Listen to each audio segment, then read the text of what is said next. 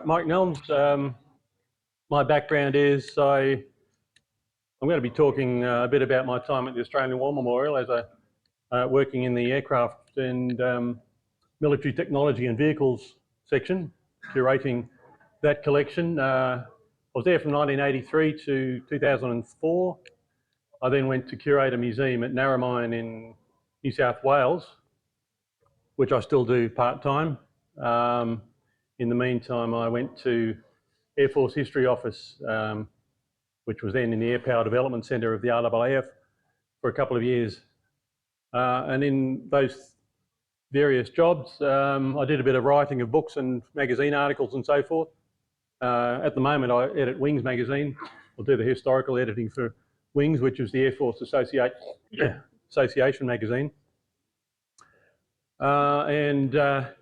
This talk sort of mixes all those things up into one, and a bit of modelling thrown in, because a lot of the research I do, I like to build in model form as well. And I've also been commissioned to build a few models for museums, which you'll see at the end. Okay. But to start with, I've got about 5 or 6 slides showing some of the pages of this book over here that we're raffling off. I suppose most people are aware that there's a raffle going. That's a limited edition book of the RAAF centenary display that the club did at Scale Act, 2 Scale Acts in fact, 2021 delayed till February 2022, and then the 2022 Scale Act. A group of us got together and produced this photo book using the software from the photo bookshop in Melbourne, and they did a great job. These are just some of the images that we put together for the book. There's a lot of table spreads. There's a large section of individual aircraft shots from the 3 series of RAF aircraft. There's a list. Oops, I'll go back. How do you go back? Let me just go down to...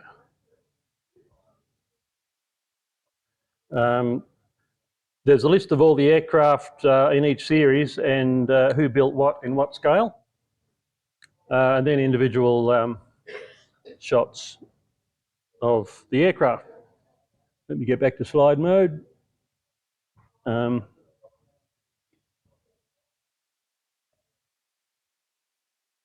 Yeah, so here are the individual pages. Nick Hutchin put together the aircraft data cards that were previously produced by, I think, Ray Sapala and Peter Mahoney. Grouped them into blocks of 4 so that we could present them with 4 photographs of each aircraft on a page. It's a 100-page book, so probably a bit over half the book is made up of these individual shots. Series 3. So just one representative photo of each of the individual aircraft from the display. Anyone who didn't get there, it was quite an amazing sight to see 400 odd models, I think, on display of 150 different types. All right, so that's just a very basic introduction into what that book's about. So now we'll talk a little bit about some of the sources that aviation historians use. Also go a little bit into vehicles as well, tanks mostly, but I'm basically an aircraft person. And we'll start with the First World War. So the basic documents you use if you're researching aircraft and what they did during wartime, there's a range of them. In the First World War, there was what they call the Squadron Record Book. This particular one's for number 69 Squadron Royal Flying Corps, which was actually renamed number 3 Squadron Australian Flying Corps in the last, I think it was January 1918, so the last almost year of the war. So staffed mostly by Australians. I've included this particular page because the bottom entry there refers to an incident that Aaron Pegram talked about at the last meeting, not the last one, a couple of meetings back. when an Australian RE-8 reconnaissance biplane was shot down.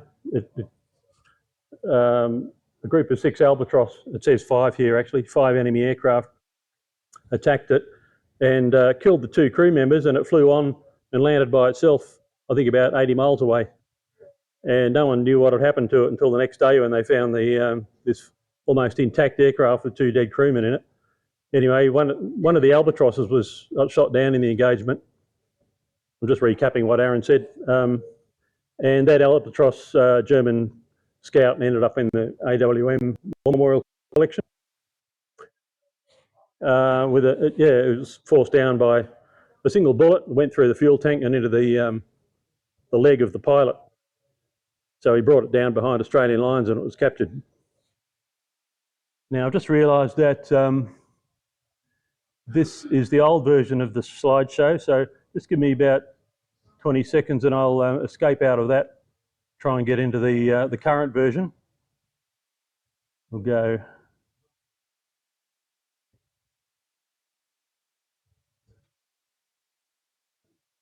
Shiba. We'll go slideshow. See if this one's the right one.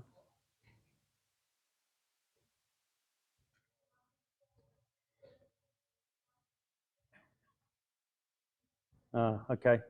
So it looks like the updated version I didn't save. Anyway, we'll keep going.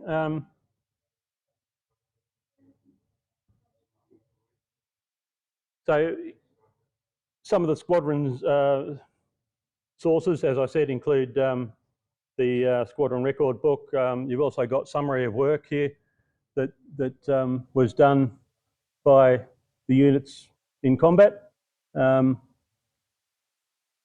I've just reproduced this page from the number 1 Squadron Australian Flying Corps summary of work because it mentions a few well-known pilots, notably Captain Smith at the bottom there.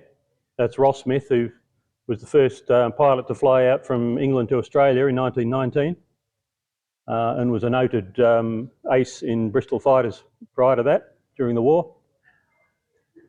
You've got Lieutenant Fish there, Hudson Fish, founded Qantas. Mustard, he was fairly well known as an observer.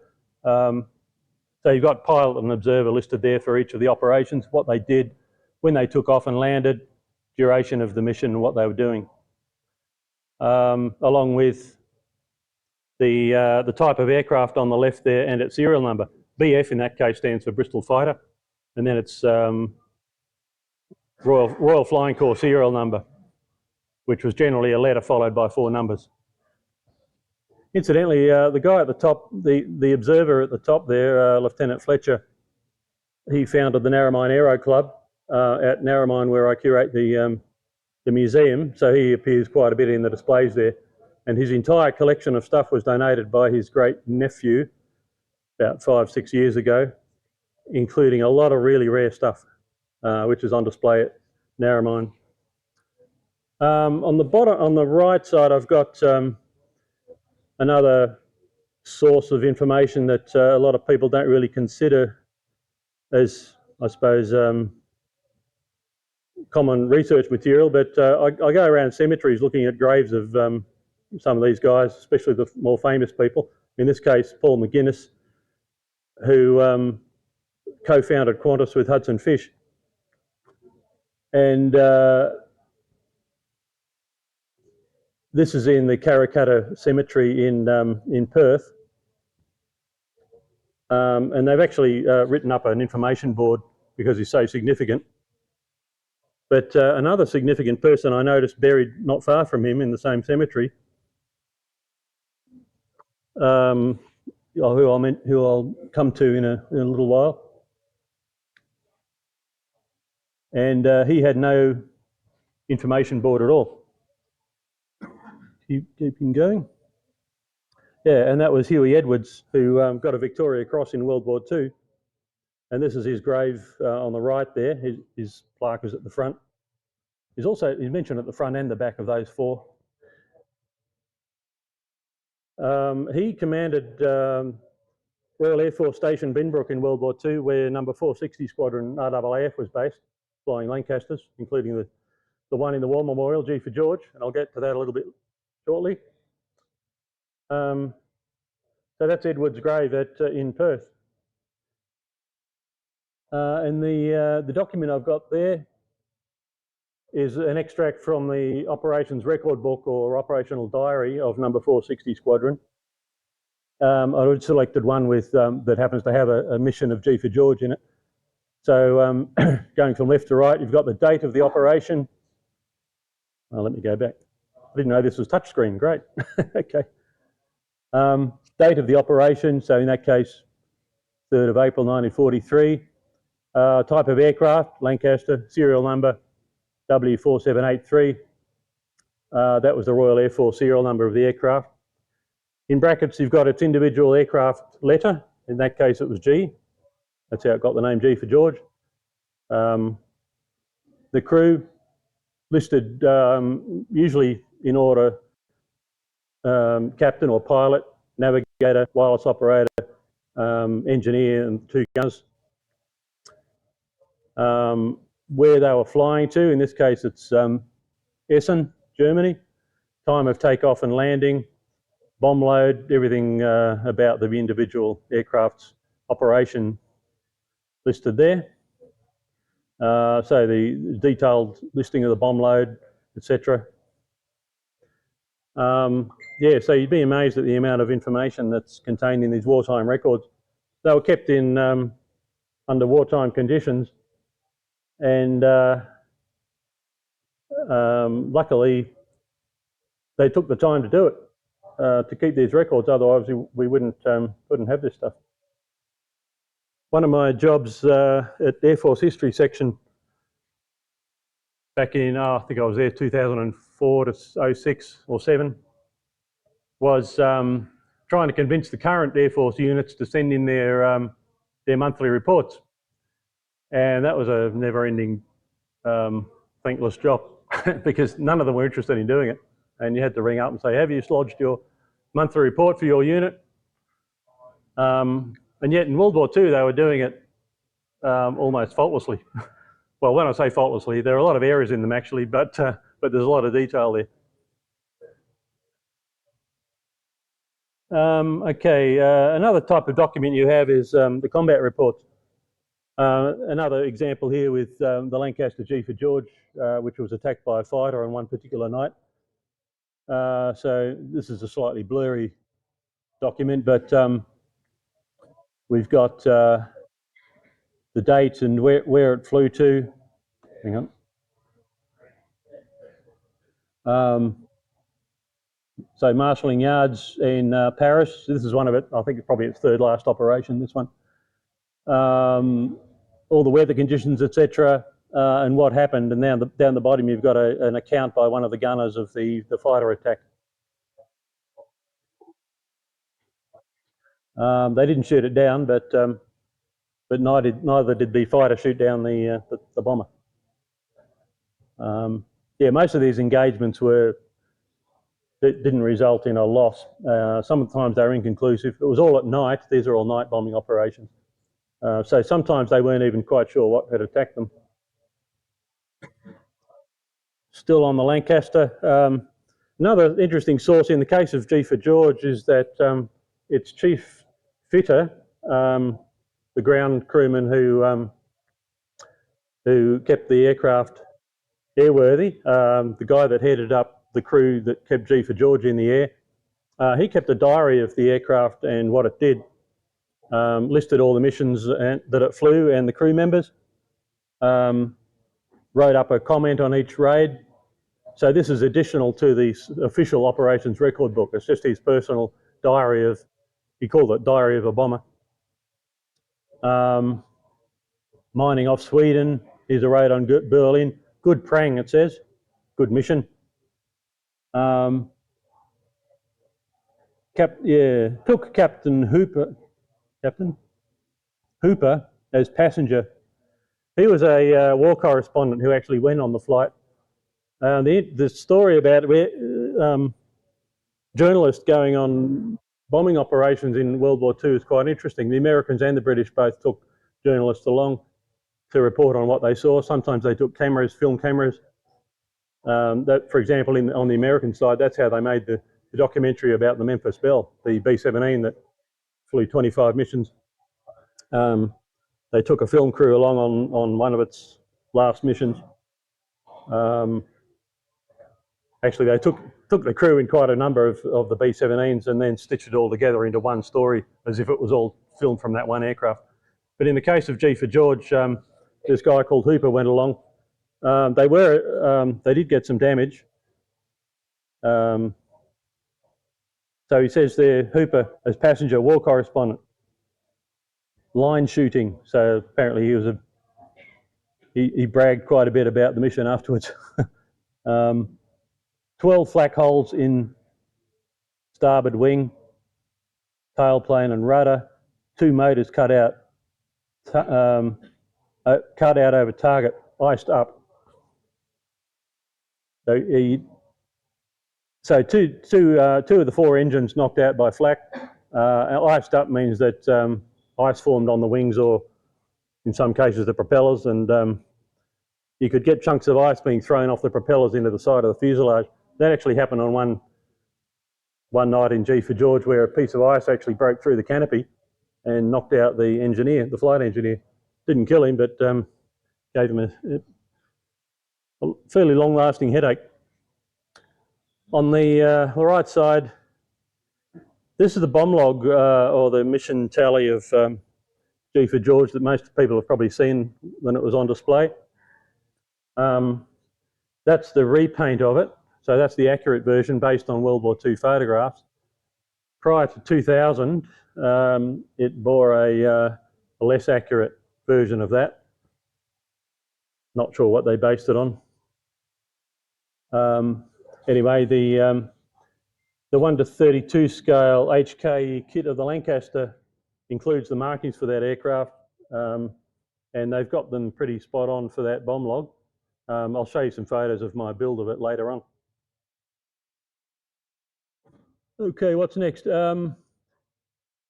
If you're researching people rather than aircraft, the sources you normally go to are things like the personnel occurrence reports. Here's one for number 4 Squadron at Canberra in World War II.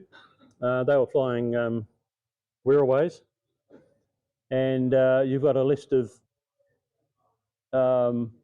personnel there with their serial number, rank, name, what their mustering was, and then where they went to or where they came from. So postings in and out. And if you want to plot someone's career, you can go through these personnel occurrence reports and see what units they were with and when. Or you can go to their personal file and the information should be there as well. But this is a good check in case there were errors in one of them.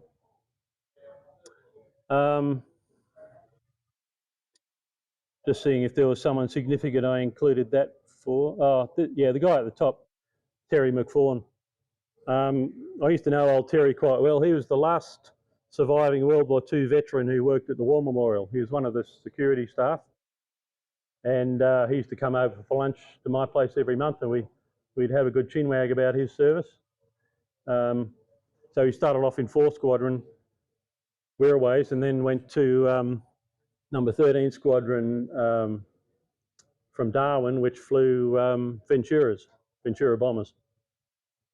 And yeah, sadly died, well, as virtually all the World War II guys have by now, about 10 years ago, I think. But he lived well into his late 80s anyway. On the right, somewhat more famous person, Gough Whitlam.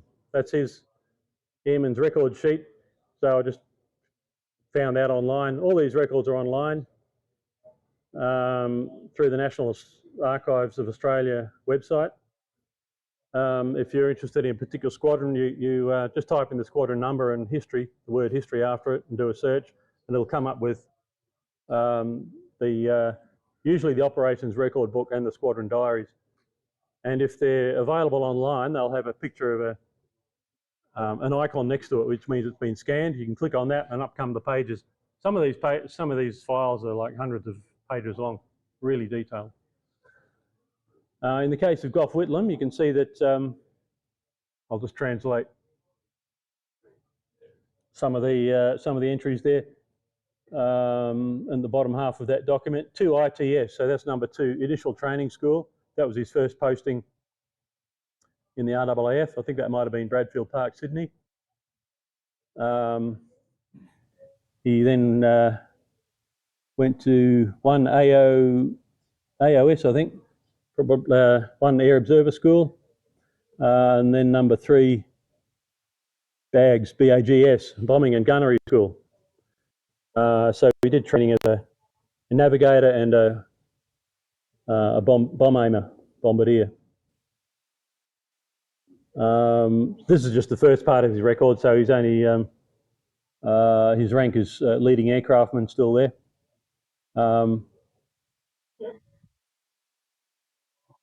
AC2, Aircraftsman Class 2, Aircrew 5, Category 5, O in brackets means observer.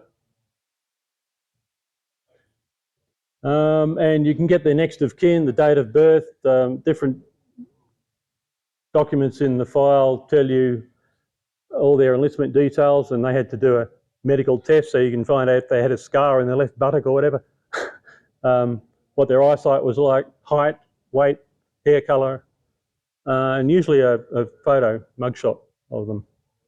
Did you go to active service? Whitlam? Yeah, he did. Yeah, he flew as a navigator in the same squadron I mentioned before, number 13 in Venturas, I believe. Yeah.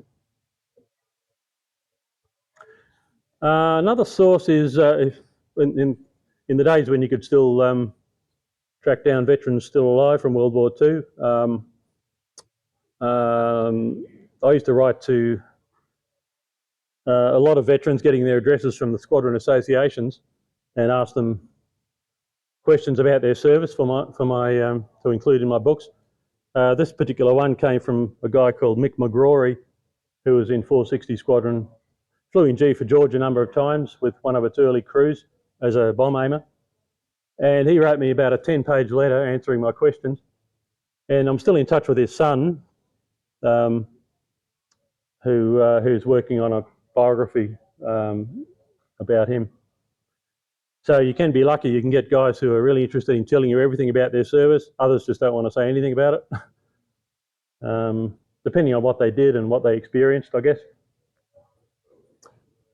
Okay. On the right side, I've put these documents up to represent one of the aircraft that didn't make it into the War Memorials collection after World War II, but it was actually offered, and that was a Halifax. Probably not too many people know that the War Memorial was offered a Halifax bomber. It was turned down because they already had the Lancaster on offer, and they couldn't fit both of them into any facilities. Yeah, that's right. Yep, that's right. So this particular one was called Waltzing Matilda. It was actually flown out from Australia from England to Australia after the war by a guy who's a bit of an Australian aviation identity called Jeff Wickner. And he got together a crew and 30 odd passengers, 20 something, maybe up to 30 passengers squeezed into this thing. Don't know whether he had seats fitted out for it or whether they just sat on the floor. Anyway, all the way out from England to Australia. And they were paying passengers so that he could cover the fuel cost. I think he bought the thing for a few £100 as war surplus, still airworthy. And when he got it here, he thought, oh, the best place for it's the Australian War Memorial, but yeah, they couldn't take it, didn't have the room for it. So it got eventually scrapped. Another interesting one that a lot of people don't know about is a Sterling bomber was earmarked to come out as well. Only the fuselage was sent, but we'd have no idea what happened to it. So on the right there, I've just got a plaque commemorating Jeff Wickner, who flew that Halifax out. He actually designed and built his own aircraft, bit of an aviation pioneer in the 30s and 40s. He was in the Air Transport Auxiliary, flying bombers around England to their bases on delivery flights That plaque is actually at a caravan park and accommodation park in Lake Macquarie area called Halifax Park, named after his Halifax. Okay, another great source of stuff on personal stories is the Australians at War Film Archive. This is interviews with veterans about their war experience. Some of them go for hours. They're all videotaped, so you get audio and you get the guy talking in front of you. 2,000 interviews. It's administered by the University of New South Wales, but it was actually a program begun around the late 90s, early 2000s by the Department of Veterans Affairs. So that's a site well worth going to, and you just type in a squadron or a war theatre or a particular person, and up comes up everything on that website that you could want.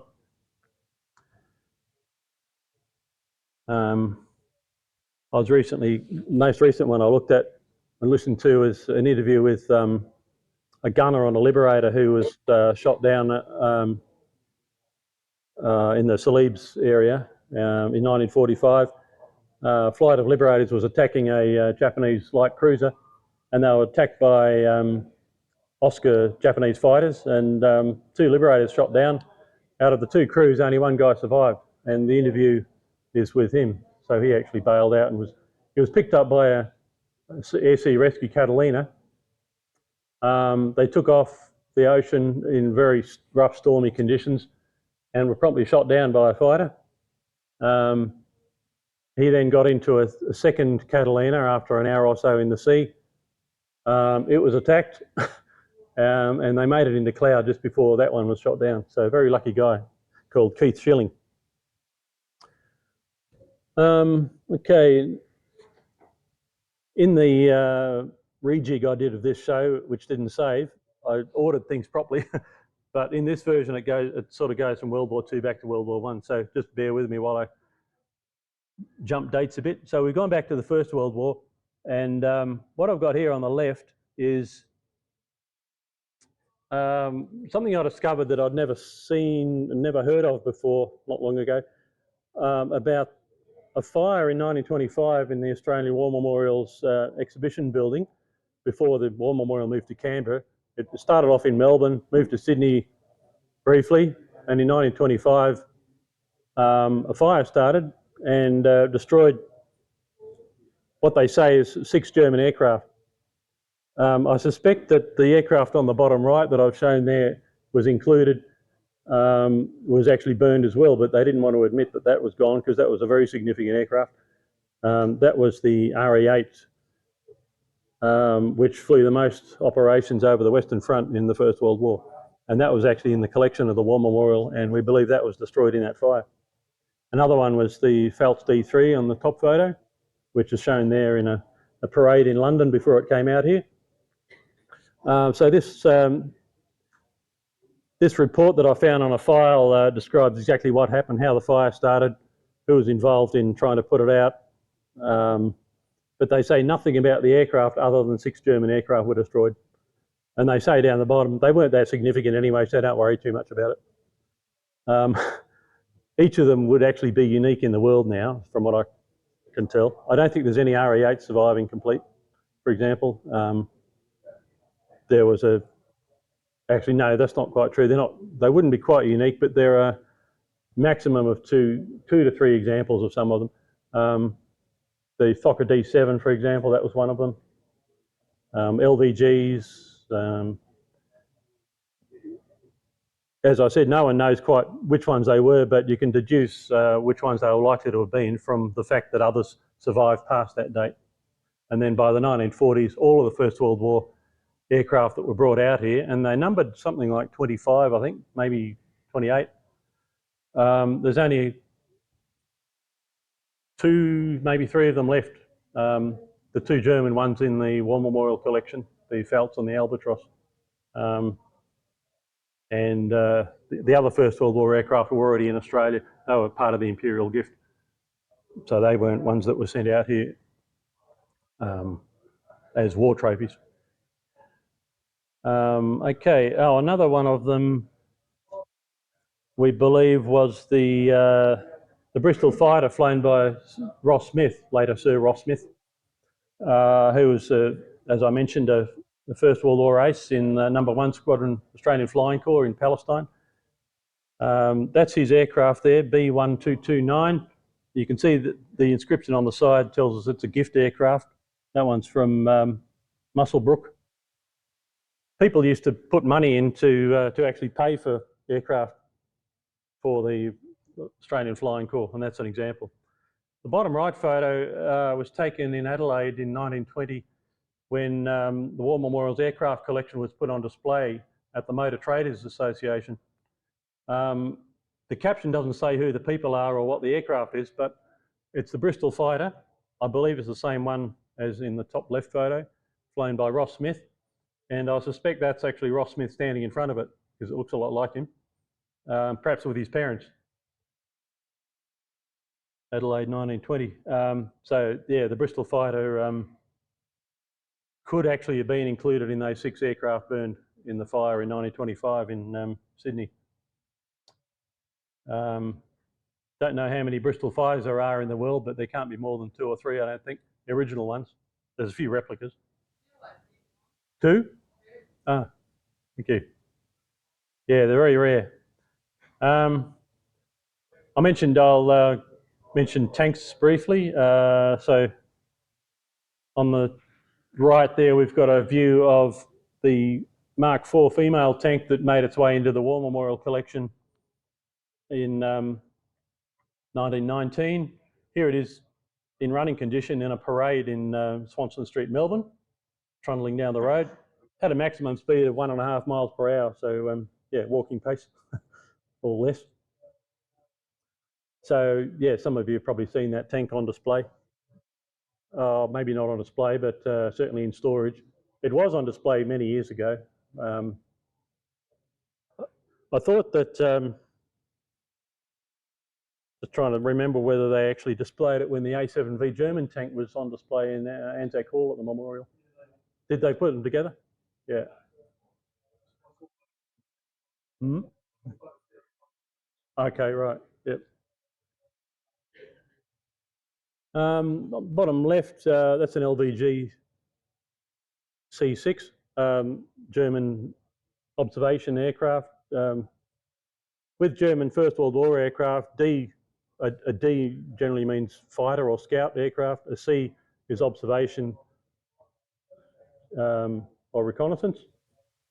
This one still existed in 1941 in Adelaide. You can see it's got a wing problem there, and I don't think it lasted much longer than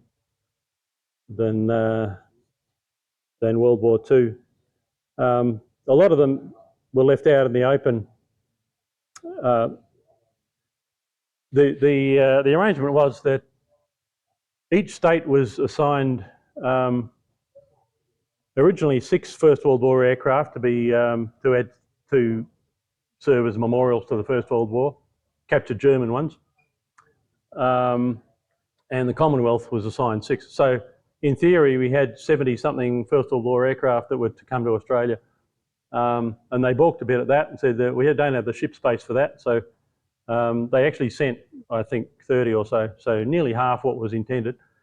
And over the years, up until the 1940s, they slowly disappeared, generally because the states would put them in public parks and just out in the open. And being wood and fabric, they just completely rotted away. There are a couple of exceptions that lasted into the 50s. Still on the War Memorial, the SE5A in the collection that was on display in Anzac Hall was painted up as an aircraft in number 2 Squadron Australian Flying Corps in France, and it was based on the 2nd aircraft in that lineup there, I believe, Lieutenant Forrest's aircraft, which I think he had a few victories to his credit. On the right there is a publicity page from a newspaper with photographs of, looks like probably up to 15 or something of the aircraft that were in the AWM collection in the early 20s. That's probably, I think, taken at Melbourne before the move to Sydney in 1925. Yeah, so of those, not sure that any of them still exist. You've got a Fokker, looks like a Fokker D7 at the bottom, Fokker monoplane up the top left, DH9A down from that, all sorts of interesting aircraft. The Vickers Vimy on the left, which does exist in Adelaide, which incidentally now has gone to Adelaide Airport, the actual terminal, not a building on its own out in the car park, but in the actual terminal, which is great.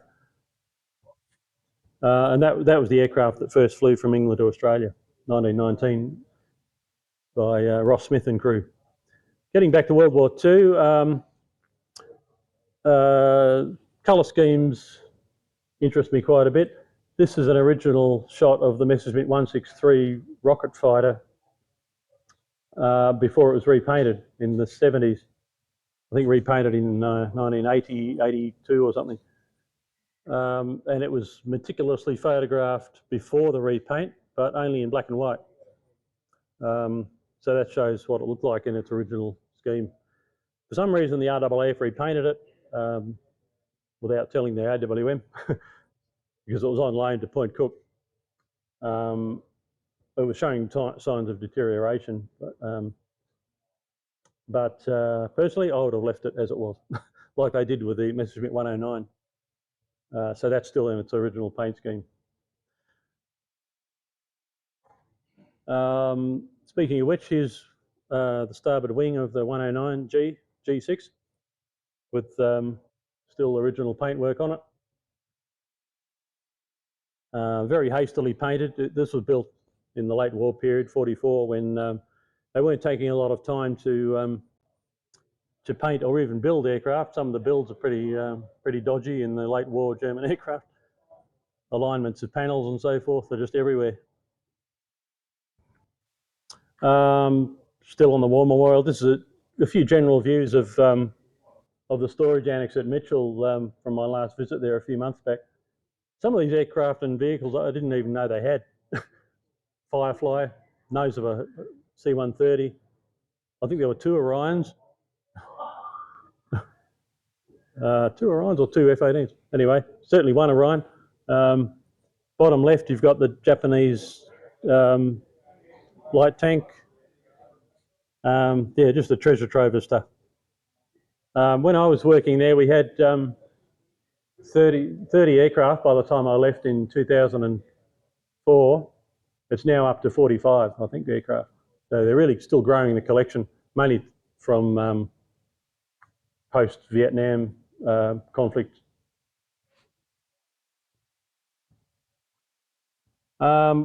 Most of you are probably familiar with this website, ADF Serials. Very, very useful website. The aircraft history is given based on the aircraft status cards, which used to be held in Air Force history where I worked. Not quite sure where they are now, but it would probably be a useful thing to have them all scanned and put online.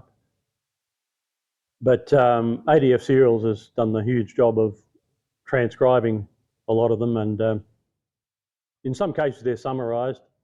So there are cases where I've seen these listings of movements and thought that's not quite complete. I'd like to see the original card, and I've got a few of them on my drive, but not a whole set.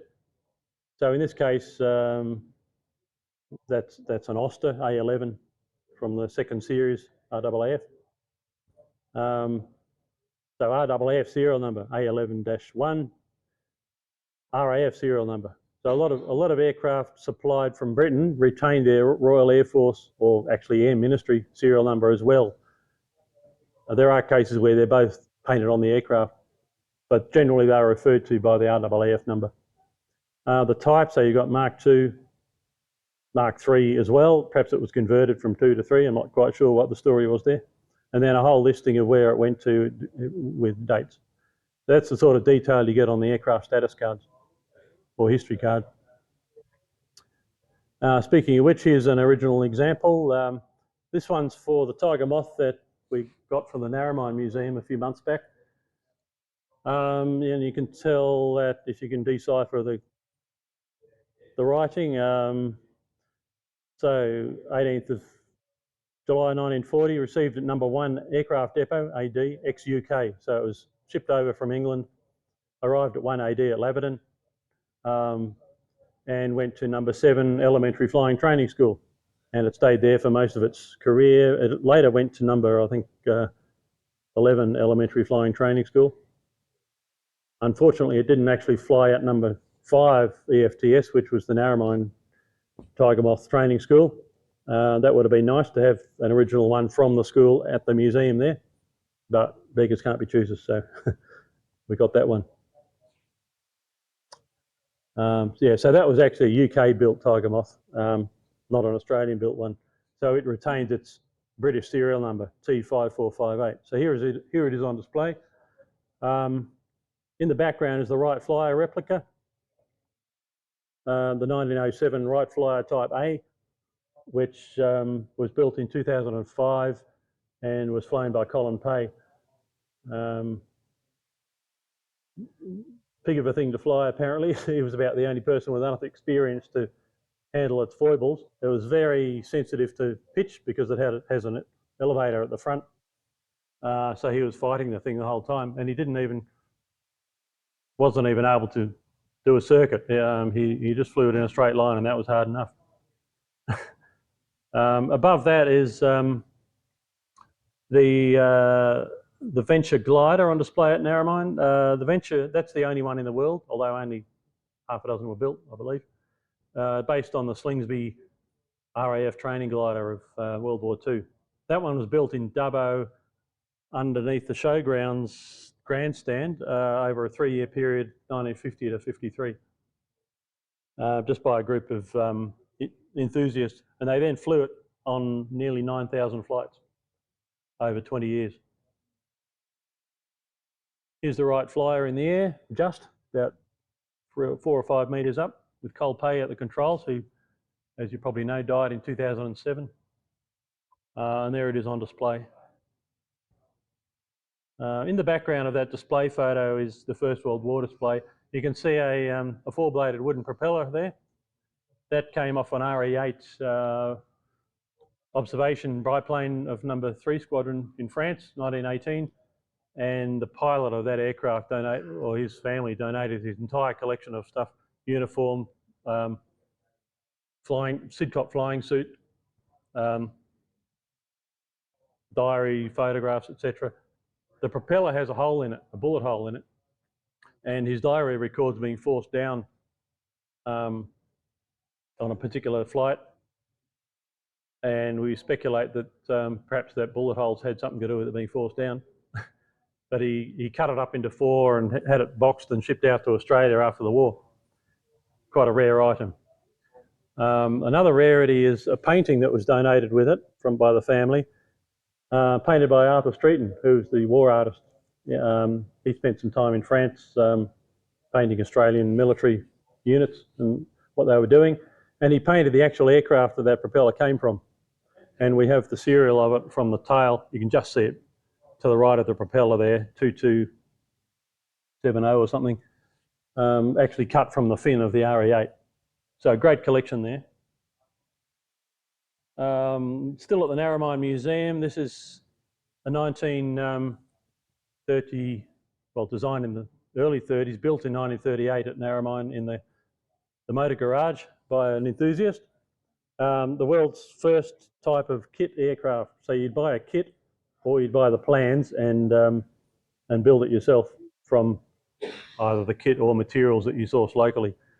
So this guy, who was the garage proprietor, just built it over a period of a year and flew it.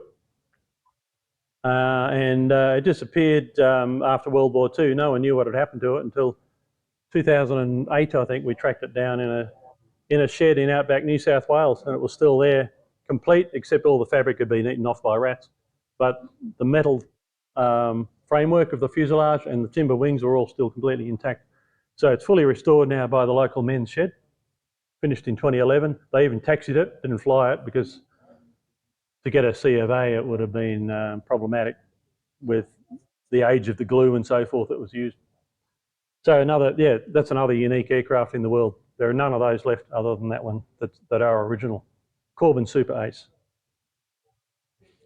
I don't know how long I'm supposed to, I can go on forever, but I'll try and wrap it up in 10 minutes or so.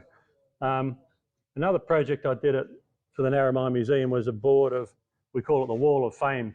So these are panels that have a short story on famous aviators who visited Narromine at different times in aviation history, starting with Henry Wrigley on the left. He was the first pilot who flew into Narromine in 1919 and became, not sure if he was Chief of Air Force. No, I think Air Vice Marshal anyway, in the, by the 1950s or 60s. Quite a significant figure in the RAAF because he wrote a lot of the air doctrine that still applies. From what I understand, some of the air doctrine documents still in use are based on what he wrote of his experiences in war. You've got Ross Smith there, Ross and Keith Smith, who were the first pilots to fly from England to Australia. They overnighted at Narromine in the Vickers Vimy. Had apparently a hell of a party that night. All the locals were so thrilled to see the most famous aeroplane in the world and the most famous crew. The next morning, when they got back to the aircraft, the entire Vickers Vimy was surrounded by a ring of beer bottles, empty beer bottles. You've got Sir Alan Cobham, first guy to fly from England to Australia and return, 1926. Charles Kingsford Smith, we all know about him. A lot of first across the Pacific in 1928, etc. Sir Francis Chichester,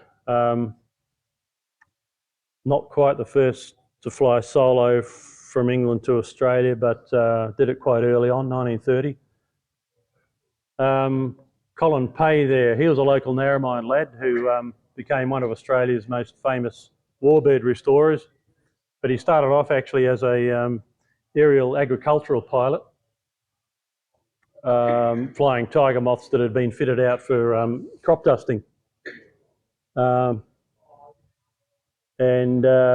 called Narromine home. He came from there and he used to visit quite a bit, fly his Mustang or his Kitty Hawk in and give us a show. I met him at a conference, the first time I'd met him before I worked at Narromine, and I was with the War Memorial and he knew where I was from, and he came up and said, what's the chance of selling that ME-262 that you've got? I want to get it in the air. Which I'm sure he would have done, but of course the War Memorial wasn't going to part with it. So he liked to fly aircraft. He didn't like to see them static. The other guys are mostly you got famous glider pilots with world records, etc. You've got Chuck Yeager. He visited Narromine. He got to fly. He got taken up in the club's Tiger Moth, Aero Club's Tiger Moth. He'd never been in one before, and he took over and flew it. So that's the Tiger Moth that's on display there now, actually flown by Chuck Yeager. Buzz Aldrin came, so the second guy to walk on the moon after Neil Armstrong. He came to Narromine to launch the Wright Flyer replica in 2005. So he did the officiating for that. And his photograph there with the guy who built the Wright Flyer replica. And then a panel of famous women pilots. Women started flying in Australia in the 20s. I think 1927, the first woman got their licence. And by 1930, about 6 or 8 had landed at Narromine. Generally, it was only women who had the money to buy an aircraft, which were few and far between because they were beyond most people's reach. But one of them was Nancy Bird, who most of you have probably heard of. She actually got the money to buy her aircraft, a Gypsy Moth, by getting a loan from the Narromine Bank, courtesy of the guy who owned the aerodrome and headed up the Aero Club. He guaranteed the loan. She then bought her aircraft and became Australia's first female commercial pilot, flying for the what do they call it? The Children's Far West Health Scheme. So flying nurses and babies around Western New South Wales and into Queensland for medical checkups and stuff. She wrote a couple of books, just a fascinating story. And she'd navigate by just following railway lines. She had no idea of celestial navigation. Of course, they had no radios in the mid-30s when she was flying. So just navigating by visual means, finding a dirt track here and a lake there, knowing where you were, based on very basic maps. And here we have the Narromine Aerodrome logbook. This is a really interesting document. I don't know of any other aerodrome that has a logbook recording every flight that landed there for a given period. In this case, it's up until World War II. But it starts in 1919 with Henry Wrigley's visit. And then Ross Smith and crew is the next one, the England-Australia flight, which overnighted there. Alan Cobham, a lot of famous names there. So the original of this logbook is still kept there. And it goes right up into World War II and starts listing all the trainee Air Force pilots who turned up there to do their training to learn to fly. About 25% of whom were killed in action in World War II.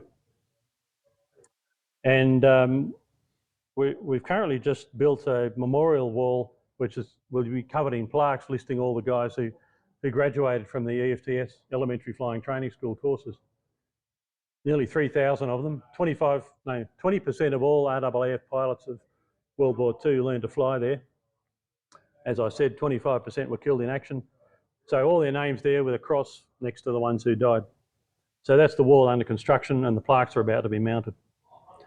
And Sir Angus Houston's agreed to open it for us in 3 weeks' time. There's one of the plaques. Okay, I'll try and speed up a bit. A little bit on aircraft wrecks and wreckage. The top left, that's the wingtip of a Wirraway that was dug out of the ground near Narromine, and yeah, it's from what's that? Oh, sorry. They started off with Tiger Moths, but another unit moved in and they started advanced training on Wirraways. This one shows what seems to be that jagged trailing edge. Looks a lot like it's a propeller blade that's hit it. And I looked up the records, and sure enough, there was a mid-air collision September 1944. Both aircraft spiraled in, and 2 of the 3 guys aboard were killed. The one who survived bailed out. So we think that wing section is from that one of the 2 mid-air collision aircraft. Another shot of it as it was at the time of the crash on the bottom left. That was all that was left. On the right, we've got a close-up of that First World War display at the Narromine Museum that I mentioned, with the RE8 propeller, the Sidcot flying suit, a full dress uniform from the Australian Flying Corps, and a heap of other stuff. And the bottom right photo I've included that because this is von Richthofen's triplane being torn apart by Australian souvenir hunters in April 1918, because the wreckage of the Red Baron's plane was brought to behind the Australian lines, and if only they'd kept it intact, but no, they had to tear it apart and get souvenirs. So that's all that's left of it, like 2 days after it was removed from its crash site. But the guy in the middle of the photo, he's actually holding a pipe. Someone's got his hand on his shoulder. His name is Lieutenant Tom Baillieu, and in World War II he commanded RAF Station Narromine, where the training was done. And his family donated a piece of von Richthofen's aircraft fabric to the museum, so that's on display with this photo. Nice tie-up. I won't say too much about this because we're running out of time, but in 1989 or 90, I did a trip to far north Queensland with the Army. I was sort of tagged along on an Army training exercise, as the War Memorial representative because they were looking for crashed aircraft in far north Queensland in the Torres Strait. They wanted someone to record what they found, so I was there taking photos and recording the crashed aircraft that were still there then. Most of them were sort of bits and pieces, but there were a few that were relatively intact. And these are the vehicles that we went in, mostly six-wheel drive and four-wheel drive Land Rovers. A Unimog, which I travelled mostly in, which had almost no suspension on these horribly rutted roads. Up to we left from Townsville and ended up at Bamaga on the top of Cape York, and then got a boat into the Torres Strait. So a long trip over 3 weeks, and just all dirt roads. And there was a Mack wrecker among the convoy, which was needed quite a bit to pull disabled Land Rovers out of bogs and or out of holes in the ground, and in one case out of the river, the Jardine River that got bogged in. Doing some maintenance on one of the Land Rovers there. That's the wrecker, Unimog and wrecker. We found about a half a Beaufort bomber near Bamaga. That's an interior shot of it there. And not far from it at Mutty Head was a World War II radar station still intact with the antenna there. That's the wing of a Hudson that we found on Horn Island at the airstrip in the bush there, still with some camouflage paint and the RAAF insignia on it. That was hit by a Japanese bomb during the raid in 1942 on Horn Island. There was a Thunderbolt P-47 wreck on Horn Island. That's the undercarriage from it and the wing section. An Australian pilot had somehow talked an American pilot into letting him fly it, and took off and promptly crashed it. I think it got off a few feet, and what did he do? Yeah, he wasn't used to the amount of torque from the powerful engine and veered off and crashed it in the bush. Survived, but so that's what's left. Yeah, I mentioned I'd talk a little bit about modelling. This is the HK 1 to 32 scale Lancaster that I built for the Narromine Museum as G for George, and fully detailed cockpit. I got an aftermarket instrument panel for it, but other than that, it's all just as per the kit. Another project I did, this one's for the War Memorial, was a 1 to 48 scale Hudson. That was a very bad kit. Classic wings. Yeah, nothing really fitted together, so it was a bit of a dog. But I did a Beaufighter in 48 scale, which was in the aircraft hall, number 31 squadron. That was a Tamiya kit. Here's a Matilda tank that was on display in the World War II galleries. That was in the days when I could still see properly and was able to hand paint markings like Courageous on the side there without glasses. Can't do that anymore. That was a nice build. Quite enjoyed that. I built a Mustang in 1 to 24 scale. This is the old Airfix kit for the Korean War Gallery. Did that in RAAF markings, number 77 squadron. And I found an article here from the Perth Daily News, 1950, mentioning the death of Wing Commander Lou Spence, who commanded 77 Squadron. He was shot down in a Mustang in an attack on a little town called Angang Ni.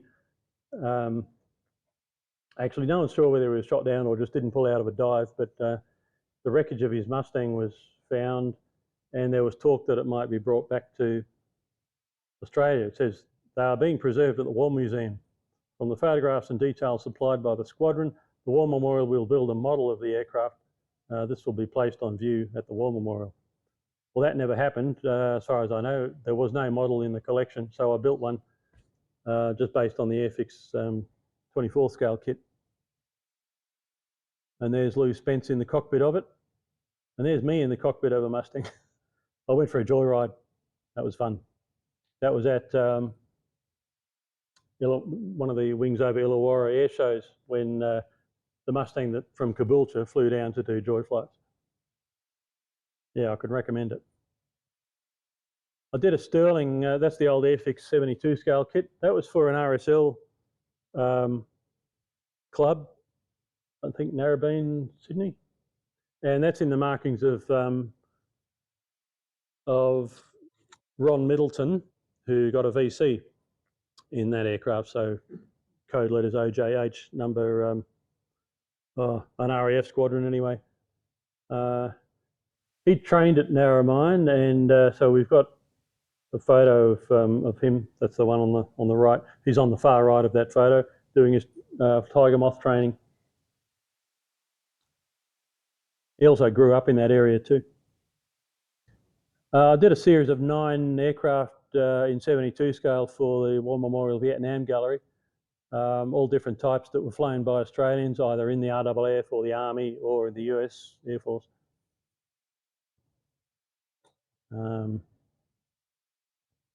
Mac's not here, Mac? He mentioned a year or so back, oh, the Bronco shouldn't have Sidewinder missiles mounted on it. I said, you're right, Mac, so I actually broke them off. So it doesn't have them anymore. But in this photo, they're still mounted.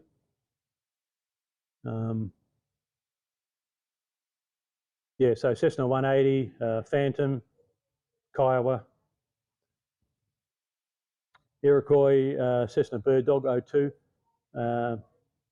sorry, 01, and a Skymaster Cessna 02 observation aircraft. So most of these were flown as either forward air control or observation aircraft. The Iroquois, of course, was a troop transport and medevac chopper in Vietnam. Back to the Narromine Museum, I built a number of Beaufighters and Mosquitoes. The Mosquitoes based at Narromine during World War II were British ones of the top secret number 618 Squadron, which I gave a talk about a few years back here. They carried bouncing bombs, Barnes-Wallis skip bombs, not the big drum-shaped ones that the Lancasters carried, but a smaller spherical version called highball. So I modified the Matchbox 32 scale Mosquito to be a highball version by modifying the bomb bays, etc. That was before the days of the Airfix 24th scale Mosquito, which I then built subsequently. There's the cockpit of that one. Really nice kit. Brad, you've got one, haven't you? Where's Brad? Have you built it yet? No.